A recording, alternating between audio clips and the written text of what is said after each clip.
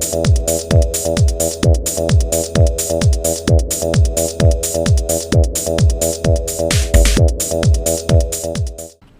there folks, today I'd like to take a casual peek into the TMNT Shredder action figure set by Playmates. This set was originally released in 2007 in conjunction with the CGI movie that came out that year. Now it's interesting to note that in that CGI movie, Shredder never really made an appearance, so kinda interesting how they have this figure coming out of this movie line. Now, I found this figure set in, I believe, early 2011 or maybe 2010 at a closeout shop called Tuesday Morning, and only paid $4.99 for this set. Taking a look at the figure here in the packaging, you can see Shredder here, a stylized version of Shredder. And he does come with a whole bunch of weapons that are behind him there. It's kind of cool. And there's the price sticker that I paid $4.99 for this set. Taking a look at the back of the package here, you can see a description of TMNT and basically what goes on in the movie. And we have here figures from the line. I think this is a later wave because these are different sets of turtles that I had from the initial wave. We have here Jungle Leo, Monster Capture Raph, Surveillance Dawn, and Extreme Sports Mikey. And down below here we have other figures, April O'Neil, Casey Jones, and Splinter. And further down below we have some bad guys here. We have a Foot Ninja, Max Winters, Jersey Devil, Spider Arachnor, Sloth Monster, and of course Shredder there. We'll be right back and have Shredder here out of the package. Okay, we're back and we have Shredder here out of the package, and this guy has got a ton of accessories. And let's go ahead and take a look at those first. First up we have here the Shredder collectible bio booklet. It's just basically a fold out pamphlet here with a picture of Shredder. And I guess his bio there. And we got a logo here on the back. Kind of neat that they include these little things there. Next thing we're going to take a look at are the weaponry that comes with Shredder here, and he has a whole boatload of them. And we have here a katana, and it's just a basic molded plastic. Actually, most of the, or all of the weapons are just molded plastic, no paint detail at all on any of them, but there is some nice sculpting detail, like on the handle here of the katana or sword, and a nice detail on the hilt and the guard there. And it's made of a softer plastic,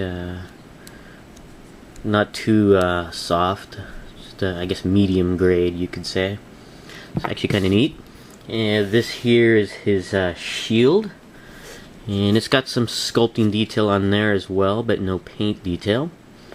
And there is a handle on the back that actually swivels around if you want to get the shield in different positions. And there's even some sculpted detail on the inner handle there. It's actually kind of neat. Next thing we'll take a look at is this long bladed weapon here. It's actually kind of cool. More sculpting detail on the base of the blade there. Nice long handle. They even sculpted some details on the handle there, and at the foot of this staff type blade. Kind of cool. This one's made of a thicker plastic here. And another weapon here is I guess the Techno Blade, I guess you could call it. A blade here with some technology sculpted onto there. I'm not sure what it actually does, but it's kind of cool. And here's the handle on the blade as well. I like this one here. It's actually pretty interesting how they have some techno gizmos on there. And Shredder here has a pair of blades on his hands that are removable if you really work on it, but it's so tight around the hands, I'm not even bother to take those out. But he's got a pair of them, one on each hand, and he's got this, I don't know if you want to call it cape, but just cloth that drapes over his shoulder armor that is actually removable. It's just clipped on the bottom edges of the shoulder armor here. It's actually kind of neat. I'll show some of the detail of this. And this is made of a rubberized material here. And it's got a clasp that's painted red. Simple clasp, and you can see the hook over here that hooks onto the bottom edge of the shoulder armor. And it's a very thick rubbery material on here. It's still bendable, but I guess more for decoration than anything. It's not a true cape, but it's kind of cool. And you got the shoulder armor here that sits loosely on the figure, and I thought was removable, but it really can't remove it unless you take off the head. But looking at some of the details of the shoulder armor, you got these blades on here where two of them are actually removable on the back here. They're just pegged in. Let me just see if I can pull that out here. You can see there's a slot, and there's one on the other side here, and these removable blades are painted silver though, unlike a lot of the other weapons where there's just non-painted plastic on there. Very cool. And the best accessory for this figure is the helmet, which is removable, and you can see Shredder's eyes underneath. Just pop off the helmet there. Really cool. And you have Shredder here unmasked. And like I said, the shoulder armor sits kind of loose on top of the figure, but the opening is too narrow to remove it off the figure unless you remove the head on here, which I don't plan to at the moment. And I think it can actually sit down on the shoulders of the figure. I don't know if there's some sort of clip that goes into the figure, or a peg that goes into the shoulders, but you can actually secure it into place on there. Pretty neat accessories for the figure. Now, going over the figure, there are a few issues with this figure. Even though you got these nice accessories, the figure is kind of lacking in the articulation department, which is unfortunate. It seems that most of the Playmates Ninja Turtle figures outside the base 4 turtles have some sort of limited articulation, and Shredder here is no exception, which is unfortunate. And but despite this lack of articulation, it is a pretty nice figure. You take a look at the head sculpt there. Now, of course, it's based off of the CGI styling from the 2007 movie, although Shredder never does make an appearance in that movie. But you can see Shredder here, unmasked, and it's got some nicely sculpted hair on here. It's actually kind of cool on there. And then just looking at his armor here, it's actually kind of neat. What paint they have on here is pretty nice, with this metallic blue that's on the shoulder armor here and on his torso here. It's actually kind of cool. And you got some silver on the bracers here. The guy's just got blades everywhere. I'm just surprised that he doesn't cut himself when he gears up in the morning. He's got blades on the shoulders, of course on his hands, on his arms here, on the arm guards, and even on the knee guards here. It's just any wonder that this guy's not bandaged underneath all this armor.